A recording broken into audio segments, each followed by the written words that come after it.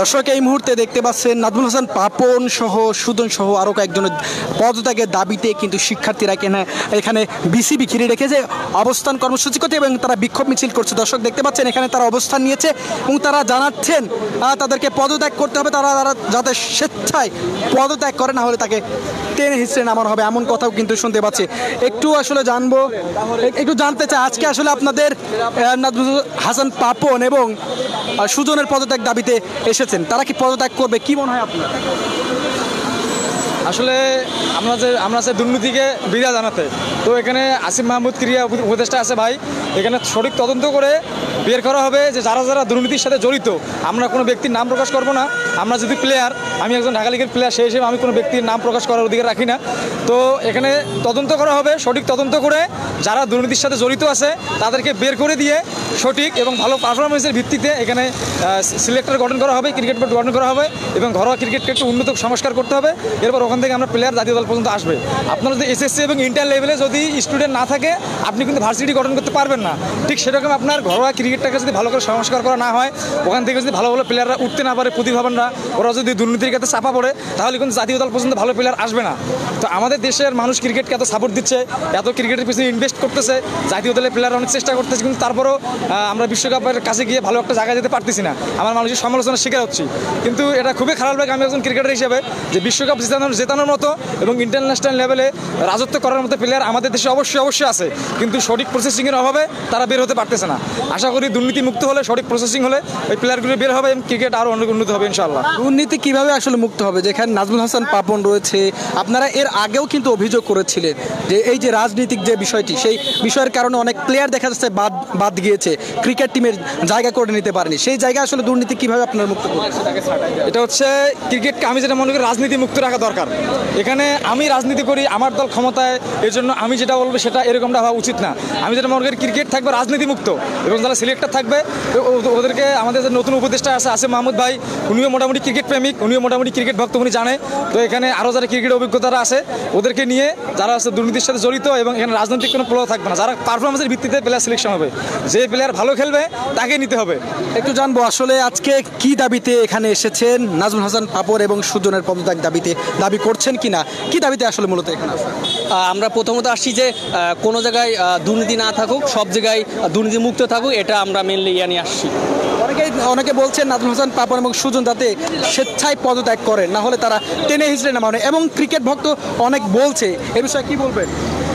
আসলে সময় থাকলে তাদের পদত্যাগ করে বিদায় নেওয়া উচিত, না হলে এর পরিণাম কিন্তু কি হয়েছে সবাই জানে। আমাদের ছাত্র জনতা একবার করলে সব কিছু আমরা চেঞ্জ করে ফেলতে পারি। আপনারা কি মনে করেন তিনি পদত্যাগ করবেন এবং এই যে রাজনৈতিক যে প্রভাব সেটি কাটবে এই ক্রিকেট বোর্ড থেকে? এখন ওনার দ্বারা কিছু হইতেছে না, উনি নিজ ইচ্ছায় এটা পদত্যাগ করে দেওয়া উচিত। এটা কি আপনার দাবি করছেন? হ্যাঁ, আমরা সবাই এই দাবিতেই আসছি। পদত্যাগের দাবিতে আসছি। হ্যাঁ। দর্শক শুনছিলেন ক্রিকেট ভক্তরা, একটু জানবো কি দাবিতে এসেছেন আজকে?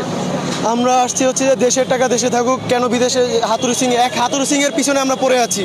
ঠিক আছে, যেই হাতুড়ি সিংহে একবার আমার দেশকে অপমান করে চলে গেছে, অথচ আমরা সেই দেশের মানুষ আবার সেই হাতুড়ি সিংহেকে নিয়ে আসছি।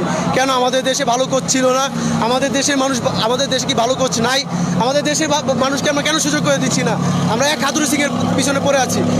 ডোনাল্ডের মতো একজন ক্রিকেটার, বিদেশি ক্রিকেটার, ঠিক আছে, তার মধ্যে আমাদের দেশের মানুষের প্রতি এত মায়া দেখছি, এত ভালোবাসা দেখছি, অথচ এই হাতুড়ি সিংহে বর্তমানে আমাদের দেশের কোচ, ঠিক আছে, সে কোনো পদক্ষেপ নিল না। আমাদের দেশের ভাইয়েরা, কত ভাইয়েরা রাস্তায় পড়েছিল, ঠিক আছে, একজন ভাইকে নৃশংসভাবে মেরে ফেলা হয়েছে, কেউ কোনো প্রতিবাদ করে নাই, কোনো বিদেশি কোচ কোনো করে নাই, অথচ আমাদের সাবেক কোচ ডোনাল্ড প্রতিবাদ করছে, আমরা তাকে মূল্যায়ন করতে পারিনি। দেখেন, হাতুড়ি সিংহে আসার আগ পর্যন্ত বাংলাদেশের ক্রিকেটারদের মধ্যে ভালোই ভ্রাতৃত্ব ছিল। সাকিব আল হাসান, তামিম ইকবাল, ওদের মধ্যে এতটাও ঝামেলা ছিল না। হাতুড়ি সিংহে আসার পরে নিজেদের মধ্যে এক একটা গ্রুপিং তৈরি হইলো, হাতুড়ি সিংহে আসার পরে নিজেদের মধ্যে ঝামেলা সৃষ্টি হইলো। ঠিক আছে, কেন আমরা হাতুড়ি সিংহের পিছনে পড়ে আসি? হাতুড়ি সিংহে আসার ফলে যদি আমাদের দেশের মধ্যে এক একটা ডিভাইড হয়ে যায়, কেন আমরা হাতুড়ি সিংহের পিছনে পড়ে থাকবো? কেন ওকে আমরা এত মূল্যায়ন করবো? ও আমাদের দেশের মানুষকে, দেশের ক্রিকেটের রক্ত তো চুষে চুষে খাচ্ছে, কেন ওরে আমরা এত প্রাধান্য দিব? ওরে বিদায় করা হোক যেভাবে হোক। আচ্ছা, আজকে কার কার পদত্যাগ চান এবং সেই দাবিতে? আজকে নাজমুল হোসেন পাপনের অবশ্যই পদত্যাগ চাই।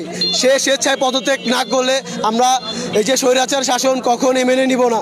আমরা ছাত্ররা যেরকম পেরেছি স্বৈরাচার শাসন দমন করতে, আমরাও দেশে ক্রিকেট যারা ভালোবাসি আমরাও পারবো এই স্বৈরাচার শাসন। নাজমুল হোসেন পাপন কেন, নাজমুল হোসেন পাপনের মতো যতই জনে আসবে এরকম স্বৈরাচার শাসন করে যাবে, তাদেরকে আমরা দমায় রাখবো। শুনছিলেন দর্শক ক্রিকেট ভক্তদের কথা, এবং তারা জানাচ্ছিলেন নাজমুল হোসেন পাপন স্বেচ্ছায় পদত্যাগের যে দাবি, সেই পদত্যাগের দাবি তারা করছেন।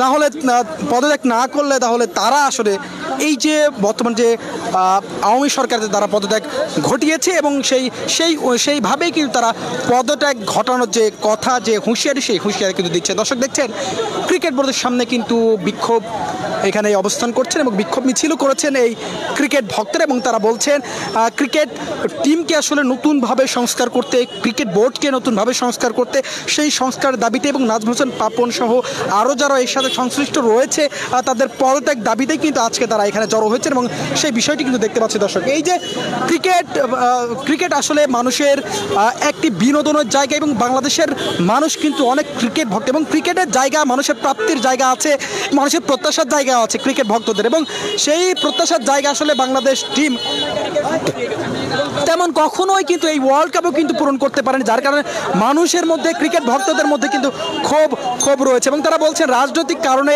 এই কিছু প্লেয়ারকে আসলে দূরে রাখা হয়, যার কারণে এমনটা হয়।